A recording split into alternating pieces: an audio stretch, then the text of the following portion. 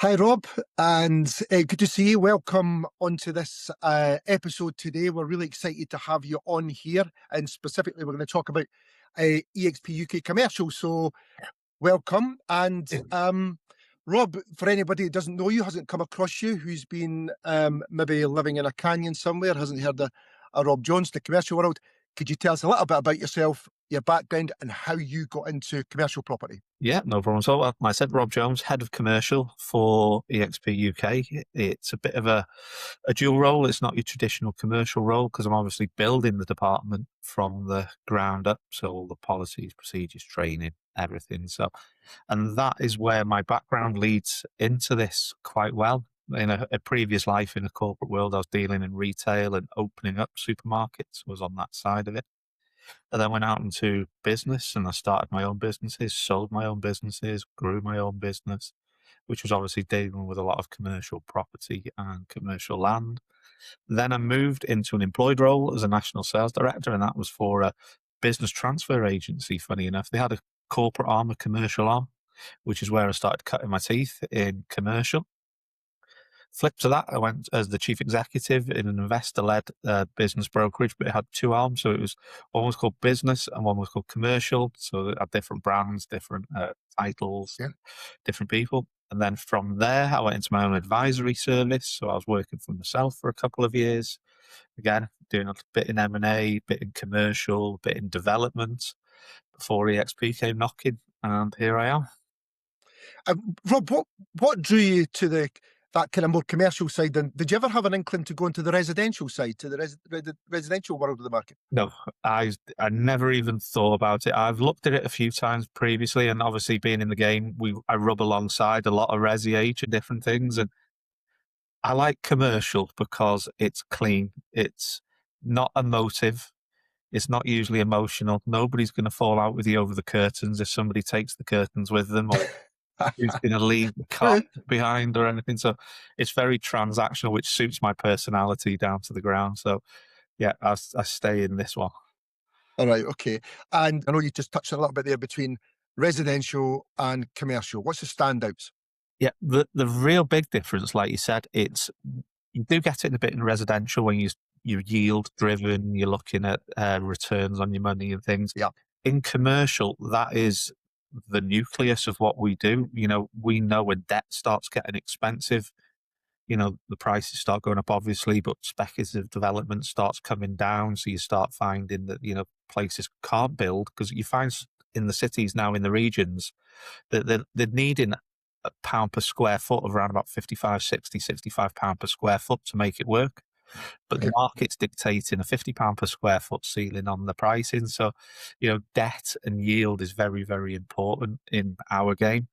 We're also forward planning quite a lot more than you do in residential because that's when you get to a point you might see a house or you outgrow your house or want to downsize. It's a decision you make and it's a decision you take, and then it's a decision that you can act on very quickly and you can complete from that decision within, you know, 8, 12, 15 weeks, wherever it is. Whereas in commercial, we are looking years in advance.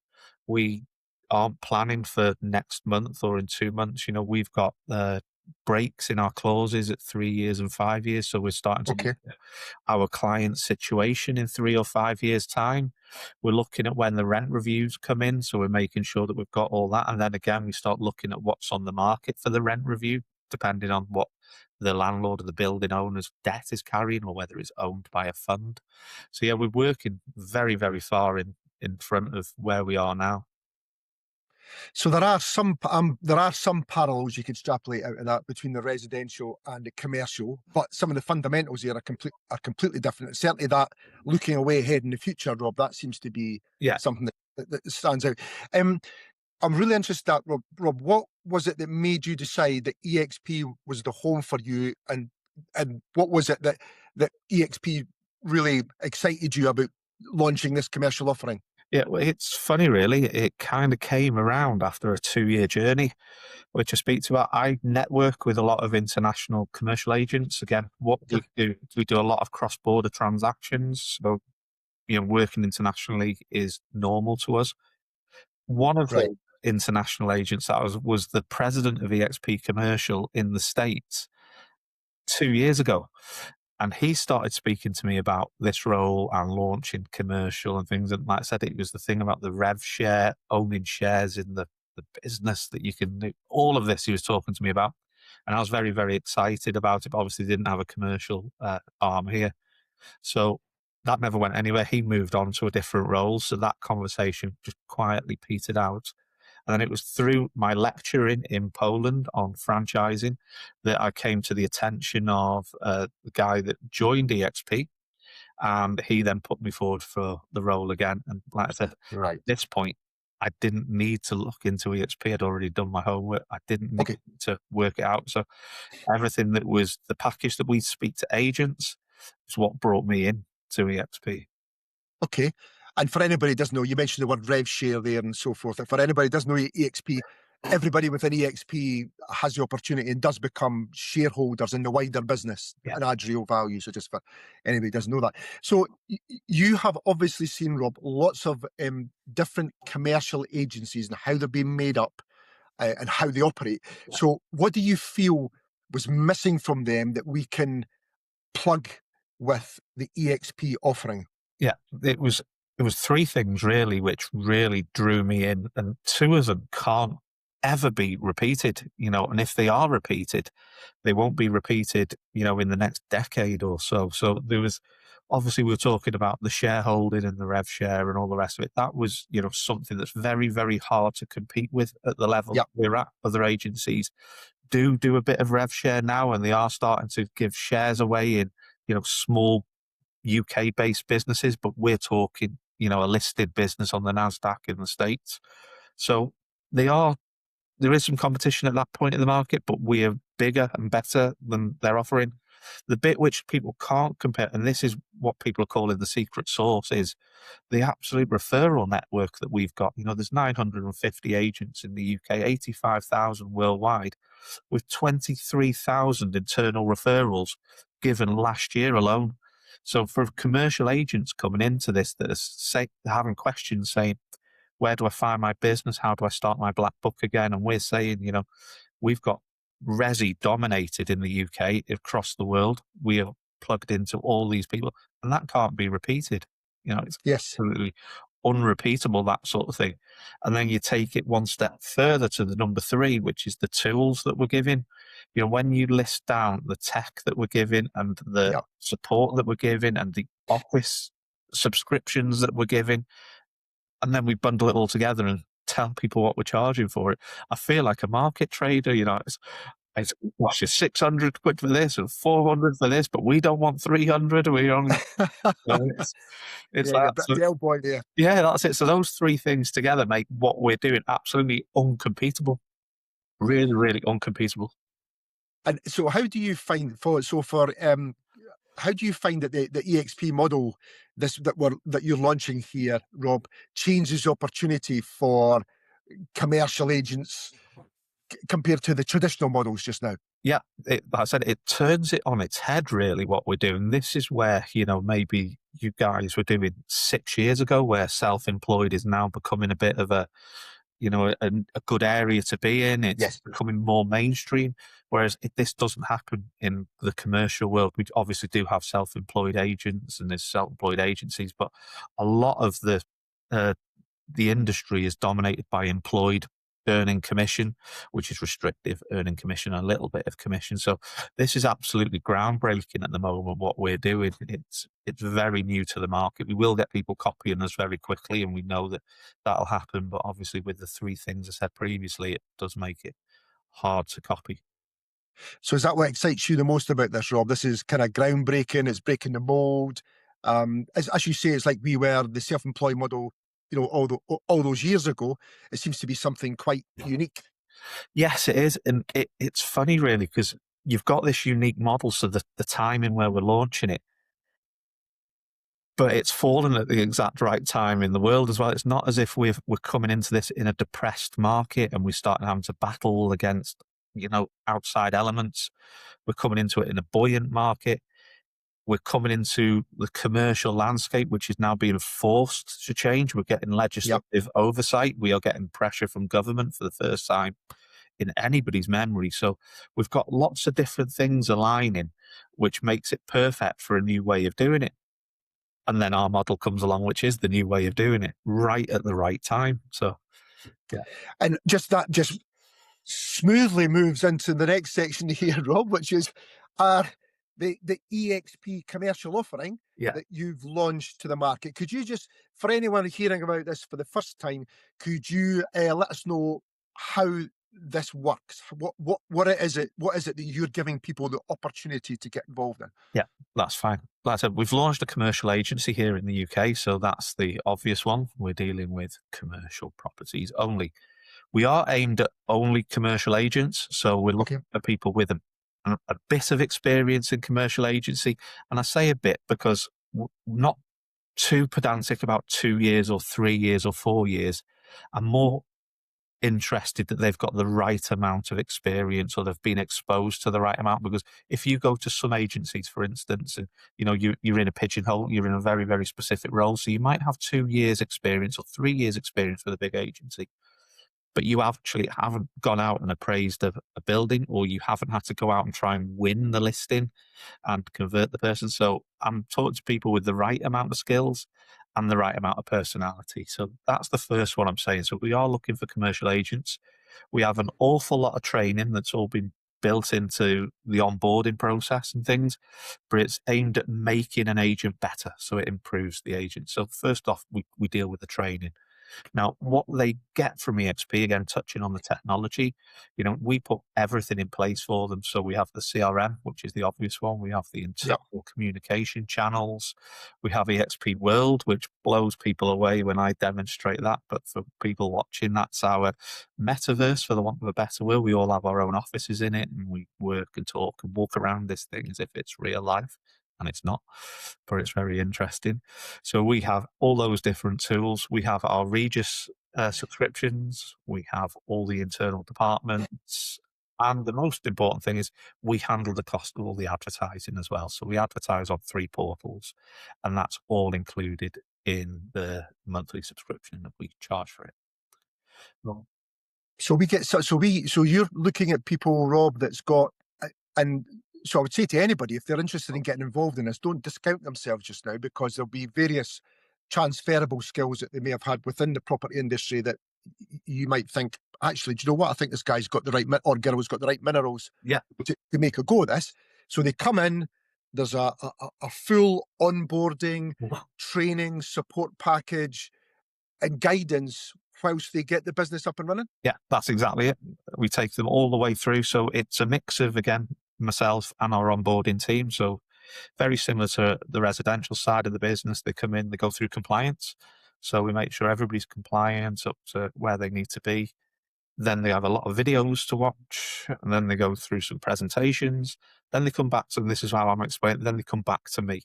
And that's when I introduce them to all our tools, so all our manuals. So we've got a commercial manual, which is 567 pages long.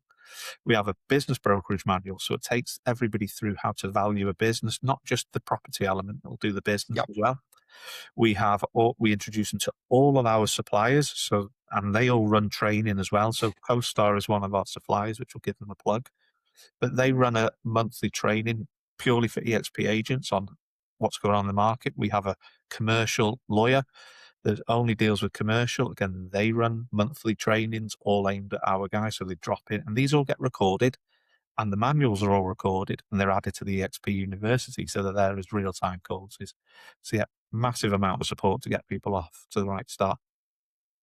So if someone was looking to build, let's say they're looking to build an estate agency business and they also wanted to add a commercial arm onto it, then Rob, then that's all there for them. They could have someone that specialises in commercial, someone that does the residential, all under that one umbrella. Yeah. Within eXp, and they're pretty much covering all their bases. That's exactly it. We've got people doing that now. We've got, some of our residential guys are obviously seeing the opportunity, and they are going out and speaking to commercial agents because they want to launch their commercial division in their business. And like I said, as they talk, because we talk as purely EXP, EXP is about building the organization around the agents.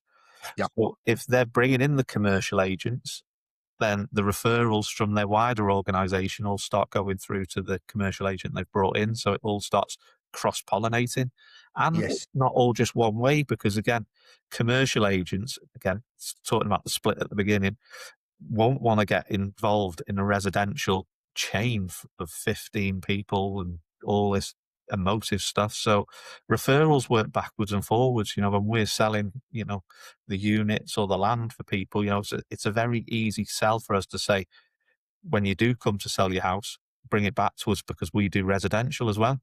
And that's Yes. a referral then that goes straight out, because when we say we do, it doesn't mean that we're actually do it. We're part of a bigger network that will do it for them. So that's how the referrals work.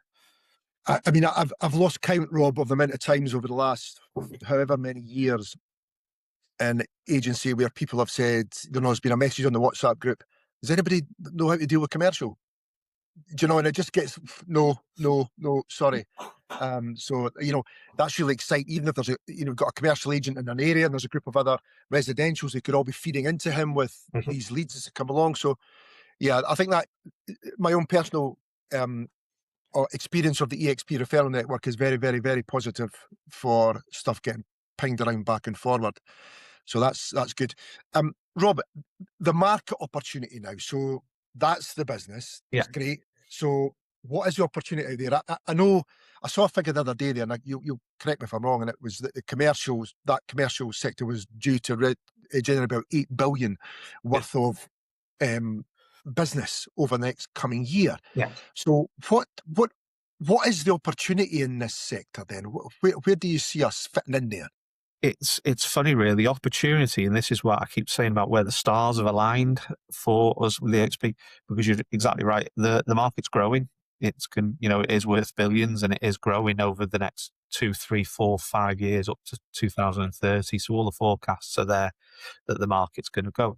Now, the regions are all outperforming where they were last year. Now, just to drop a little figure in for everybody, which was an absolute mind blower when I saw this reported, it was £160 per square foot building leased in London in the city centre. Never hit those sort of numbers before, and that's purely because of the demand for that sort of office, and that's the market opportunity which is all aligning.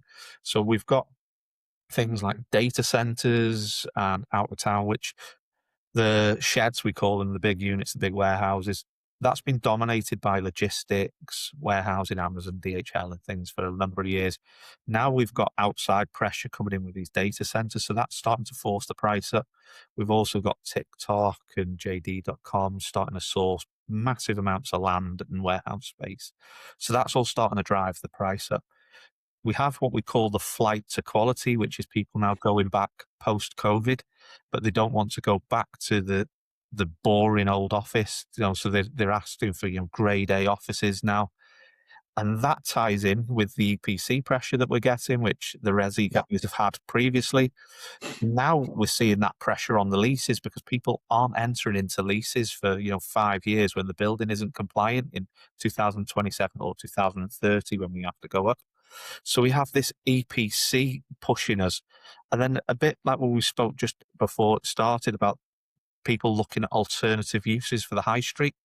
We have what's called the Levelling Up and Regeneration Act of 2023, which is now forcing people to let those high street shops, those high street offices out, even if it's not on the terms that they previously wanted or their commercial agents previously wanted, because what's happening there, and it's only on designated high streets, so it's not everywhere, but what's happening on those designated high streets is if those buildings are empty for 366 days or 12 months in a 2-year period, people lose control of them.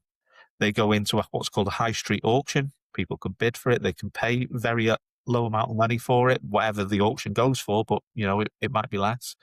And you might have somebody that wants a 5-year lease, and the high street auction gives them a 1-year lease.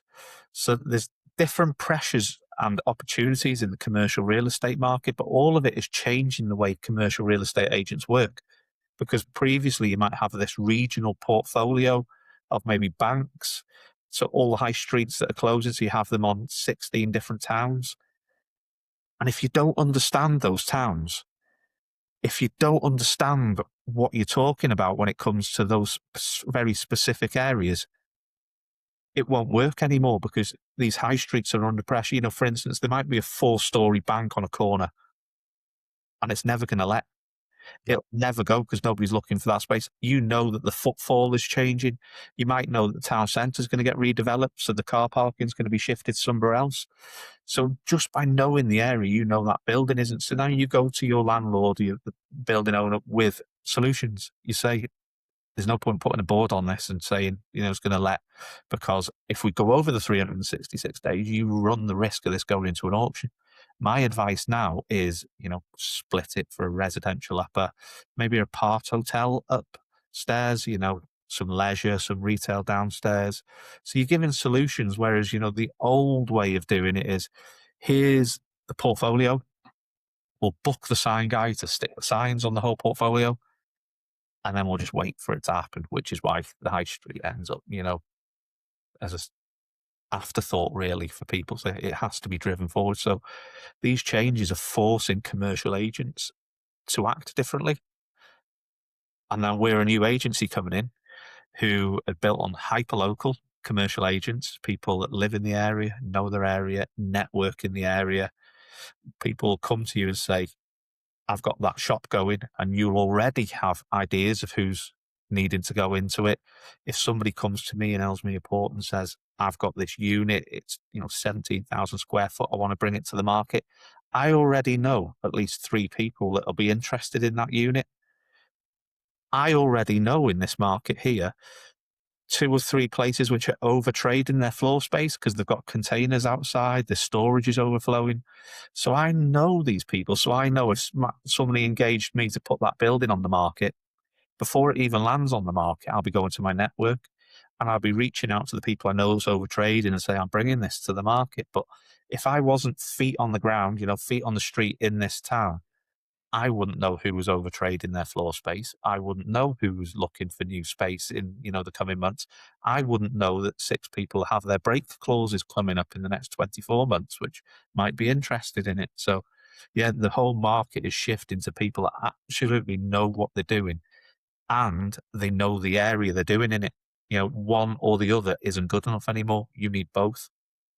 So if I hear you correctly there then, Rob, the big traditional commercial operators, where they tend to have, like we would have, for example, over here in Fife, we might have someone based in Dunfermline or even across in Edinburgh or Dundee who deals with the commercial aspects for this whole region. Yeah. What we're looking at, and that by its very nature will be slow to evolve and to react. As we did with residential, catching the big players on the back foot with their service levels and their localization. So we're doing the same thing here in commercial. So being able to be on the ground, ear to the ground, know exactly what's happening in your community, know what they're needing. Yeah. So there's no point saying, let's see if we can advertise this space to, some big sports retailer when there's already one at the big industrial estate at the top of the town. That's not what we need. We need something broken down into smaller, more viable proposals. So yeah, I can see that. And so so obviously that our eXp commercial offering, that is going to address this new world that seems to be evolving in front of us. Now, I was at a networking meeting the other week there, Rob, and I think I mentioned to you that the EPC thing took up a huge amount of the conversation.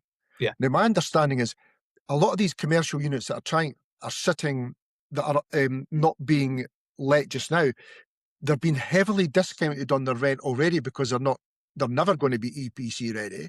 Yeah. And a lot of them, it's just not going to happen for them unless somebody comes in and gives them a better idea about maybe using unit for something different. As you say, splitting it up, maybe changing into various different types of residential, commercial, who knows? Yeah, that's it. Well, fun if the EPC is dominating everybody. Well, not just the EPC. The EPC is the headline, the grabber. But we have lots of what we're calling sustainability clauses, or you might see it in the press being called a green clause, which is all linked into it. So yeah, the EPC is a big one. Like I said, we're looking at having to retrofit units now to make it compliant. There is some exceptions. So I'd say to people that are in this case to get an expert, which we have some good EPC experts aligned with us, to come out, because there are some exceptions. Yeah, I've If, seen that. Yeah. if your unit's too small, for instance, you can get away with it.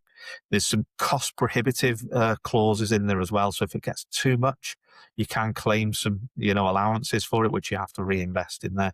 But the broad thing is, like I said, it's going to be nigh on impossible to get these buildings compliant by 2030. It's funny, Rick, because I was looking at the criteria, and while there isn't a ban on gas boilers and gas heating in a lot of them, it's like a de facto ban, if I've read this right, because they've made it so hard to achieve compliance with gas in place that the only way around it is to take it out and replace it with a heat source. Yeah. It's the only way around. So yeah, the EPC is one. But going on to the sustainability one, again, this is very big in our game because it's forcing us to change what we do. Previously, for instance, a building owner, landlord would be forced to spend the money or maybe solar panels or the heat source heat pump. The tenant gets the benefit of it and it's costing the landlord. So the landlord didn't want it and the tenant didn't get it.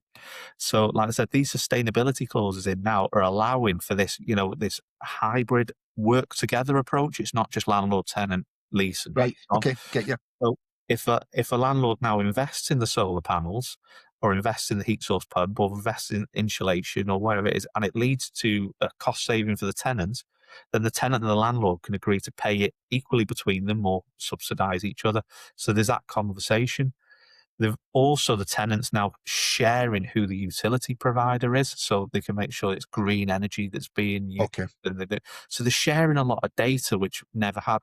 But the big one, really, for commercial, which is a new one for us, is we used to rip out the units. You put it into your agreement shop or a unit that you can do what you like in it. It has to obviously be up to building regs and everything, but you can do what you like with it. Put in floors, split walls. But when you leave, all that's got to come out.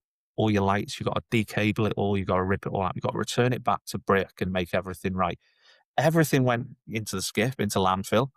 And then the bit which used to think this is nuts was the next tenant come in and put everything back in together at their own cost.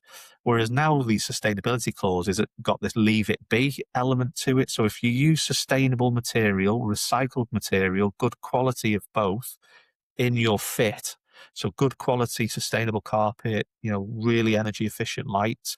When it comes to rip out, they're exempt from being ripped out. You can actually leave them in now and still comply with your lease. So the next person in gets the benefit of it and they don't have to rip it out and send it to landfill. So yeah, lots of different ways of working, which we've got coming through our industry. Great. So, in your view, then, Rob, just taking a worldwide view of this, where do you see the future of commercial property in the UK? What does that what do you think that looks like? It's going to be a lot of the same of what we've got now. Like I said, we're growing. We've got very little speculatively built happening. There's a few things in London. So we need to, once the debt comes back, which hopefully if we get 2 quarter point, well, it doesn't look like it'll happen now, but prior to 2 weeks ago, we were looking at hopefully getting 2 quarter point reductions in the interest rate, which means that it'll generate the building and things. We're going into different areas. So like I said, retail, the high street's going to get a lot more focus, especially as now this act came in 2023. It has to be a designated high street, so it has to be local authority driven, and they have to leave 2 years. So we're not actually seeing the benefits of it at this point, but another year or two when the local authorities start using those powers, Yeah. they'll start opening up that. We've got then the brownfield sites which surround town centres. Now, historically, especially if they were using compulsory purchase powers to take those, you had what was called hope valuation. So if you had a brownfield site and you could have planning permission on it and you could have 30 houses on it, it drove the value up for the compulsory purchase. Whereas now part of the mechanism that's in that act means the compulsory purchase on the brownfield will just be as it is now. So that means the land's going to be a lot more cheaper for the local authority, so they can start kickstarting the house building programs they're after, which then obviously generates commercial elements for everything for us. And then I spoke about the warehouses are going to come under a lot of pressure. But one underlooked sector at the moment is open land, because again, with the EV charging and storage and all this thing around there, we're seeing open land storage plots are very under the radar, but the people are actually investing in them and making very good returns on it. Right. Okay. Yeah, add all that together, we should keep going upwards until at least 2030. Yep. Before what was happening, I was quietly confident coming into January. All the things were looking good for the market. Now I'm pretty much confident, unless outside Yes. elements change the thing, we should be on that upward curve. And s- add to that fact how Europe's performing, all their prices are rising in their capital cities.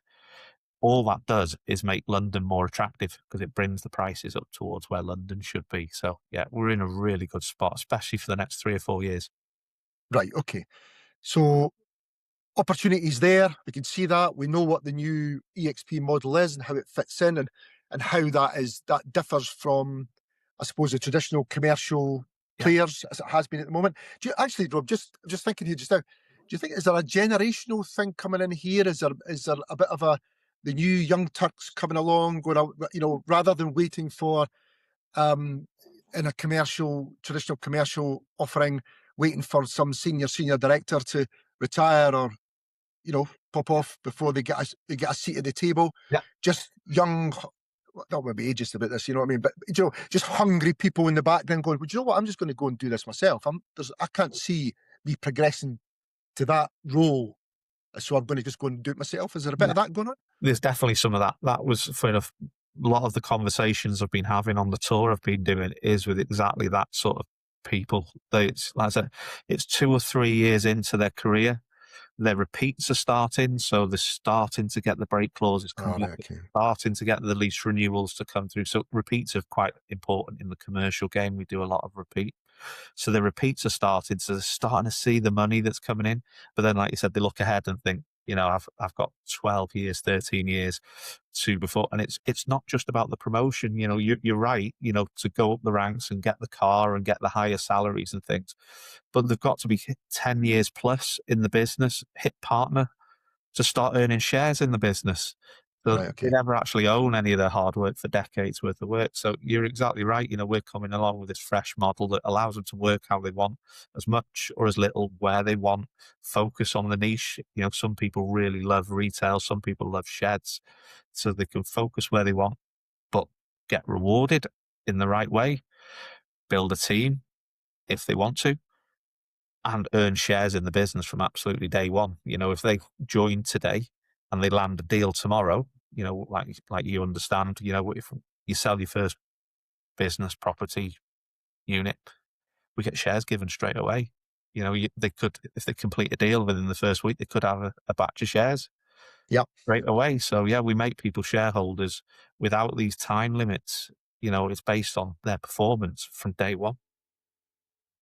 Agree. No, I think it's an excellent opportunity there. So, who are we looking for then, Rob? Let's move on to, who are our ideal people that we think should be seriously considering us? What do they look like? Yeah, we've got a couple of people. Again, we're up to 17 agents now that are coming through. So we've got a real mix of people. So we always say if you ask for anyone, you get no one.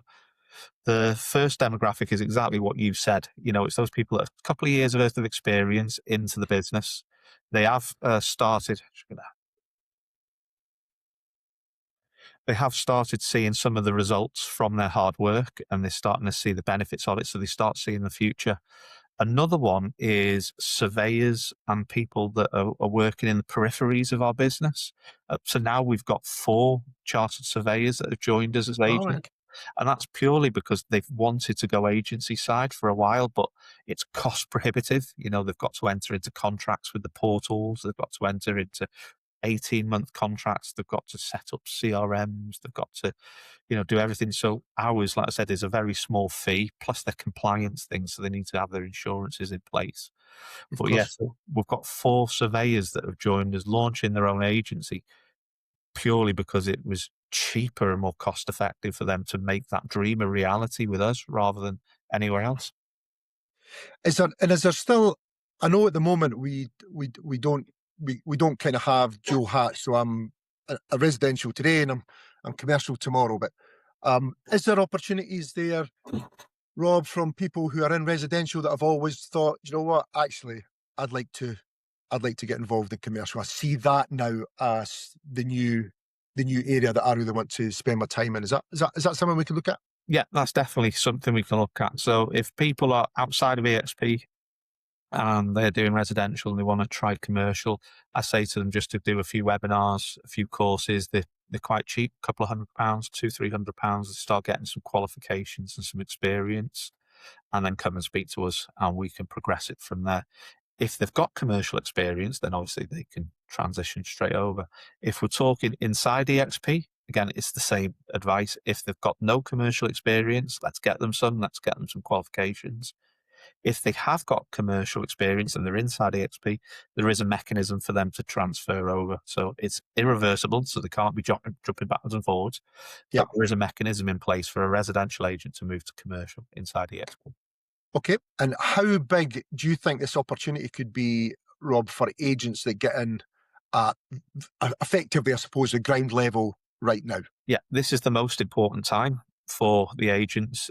We always say, people say, what's the concern about going self-employed, or what's the worry? I would say, you should be more concerned about not getting into this rather than getting into this, because it's going to grow. We've got the blueprint. We keep referring to the international business, but even nationally in the UK, we've got the blueprint.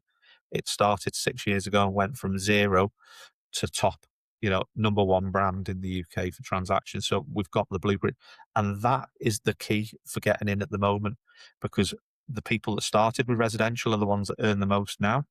So that's one. But two, it's making those relationships early. You're one of 17 or one of 30, but in the next couple of months, commercial agents. You'll make the relationship with all the residential agents now. And as the commercial agents come in behind you, those relationships will already be made. So, it's get in now, get those relationships made and start building your business. So early adopters are the way ahead, and you're absolutely right in the residential side. The guys that are in this right at the start and built these huge networks of agents that they've introduced, they're absolutely flying. It's absolutely great to see. What's the kind of income, if you like, kind of potential within this, Rob? And I know, listen, mate, I know it's the same in residential. You've got someone operating there, the ceiling might be X. Someone that's in London, the ceiling will be Y. But in a kind of average marketplace, what should people be kind of realistically looking at earning? Yeah, again, it's a hard one to put on. I know. Our percentages are usually higher than resi, so I'll always start with that. You don't usually find commercial, unless it's a very simple transaction and it's a very high value transaction, going to 1.5%, but they're usually, million plus deals. To put it into context, we had one of our guys was looking at a 1.4 million unit this week. And again, there was over 2% in that commission. And that is now 7 units that we'll have that's all over the £1 million mark, all at that sort of level. If I'm talking personally, my biggest transaction was 4.4 million, and that had a business element to it as well. So I charged them up front for the work, and that was £12,000 up front to start the work, and the commission on that was £129,000. So That's fantastic. yeah. And just to look at it just from a regional point of view then, Rob, last thing I suppose here is, what is there anything different or fundamentally different within the Scottish market? Because you always hear things are different up here, and residential is different. The reality is it's not that much different. But within the commercial space, do you see Scotland as a huge opportunity, or is there anything that would hold us back that perhaps the rest of the UK don't have, or do we have any advantages that the rest of the UK don't have? You've got the advantage. Like you said, reality is there's a bit difference with the EPCs when you're keying it in. I think Scotland use different software even for the EPCs than they do down south. There's a few little laws and things that you'd need local solicitors, but we always use local solicitors in commercial anyway. A deal's a deal, and a landlord's a landlord. So there's not a lot of fundamental differences there. Opportunity wise, Scotland's the exciting one for me out of the whole, because we will grow and we are going to grow. But what the regions do, and Scotland gets lumped into this with a lot of places, it's lip service. It's we've got a Manchester office, and the Manchester goes all the way up to Preston, Yes. covers everything else. We've got a Newcastle office, and they go down to Sunderland, do Middlesbrough, and they go all the way up to Cleveland, and they don't really know these areas, and they don't know the foibles which we've spoken about. And Scotland gets a lot of that. We've got a Glasgow office, and just to tick a box, we'll do an Edinburgh office as well. And that's it for the whole of bloody Scotland. And you think, geez Louise, though. So no, our hyper local model is built to unlock the regions. So like I said, it'll be local people driving it in Scotland, Ross. It won't be, driven from, England or Wales. We'll be finding early adopters in Scotland, and then we're going to be finding feet on the street in Glasgow, and they'll be looking after Glasgow, and they'll know Glasgow and understand Glasgow. You won't be walking down Bath Street with 40 boards on buildings that look like they haven't been touched for 2-3 years, because they need solutions. They don't need boards. They need an agent with a solution. We're going to be going over to the West Coast. And then, like I said, you'll be over up into Inverness and Aberdeen. And then we'll be looking. So you'll have people that will be on the ground that understand the intricacies of all the different markets. They'll understand, Inverness is growing, how it's branching out into, well, it's overtaking the world. When I lived in Inverness, I used to be able to drive from Inverness to Culloden past fields.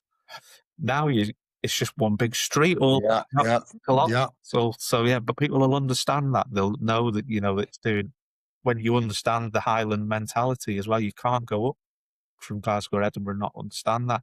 And then if you take the Highland mentality and put it onto the islands, you go up another level as well. You need to know the people and understand who you're talking to, and you've got to fit into your community, and that's Yes. where we are. It will be local people on the ground in those communities. Grand. So if we've got someone watching this, then Rob, and they think, do you know what? I'd like to have a discussion about that. I'd like to just dig into this a little bit deeper. Yeah. Where can they find you? Well, on LinkedIn, if you look for Rob Jones, that's the easiest one. Do you want me to give my phone number? Yes, that'd be great if you could, Rob. My phone number is 0787 210 8605. Text, WhatsApp, pick up the phone, or my email address, rob.jones@exp.uk.com. So just to finish then, Rob, if you could just kind of sum up for us in, a paragraph or less, what is this? What is eXp commercial? What does this opportunity look like for people? Yeah, this is the groundbreaker. The market is shifting anyway. The market's evolving anyway without us doing something. We're coming in and we're going to fit right in to that evolving market. That changing market is absolutely built for us. Then we're going to grow with that market. So I wouldn't put this off. If you are interested, call me, reach out today. Myself and Ross will have those conversations with you. Great. Rob, thank you so much for your time. I know you've been so busy. I see your LinkedIn here, there, everywhere. I've seen more photos of train stations than I care to mention. So I'm sure you've got more to see over the coming weeks and months ahead. Yeah, indeed. I have Bristol and Cardiff next. All right. Okay. Oh, the joys, the highlights. Indeed. Save the best to last. Thanks very much indeed, Rob. It's been an absolute pleasure. Cheers, Ross.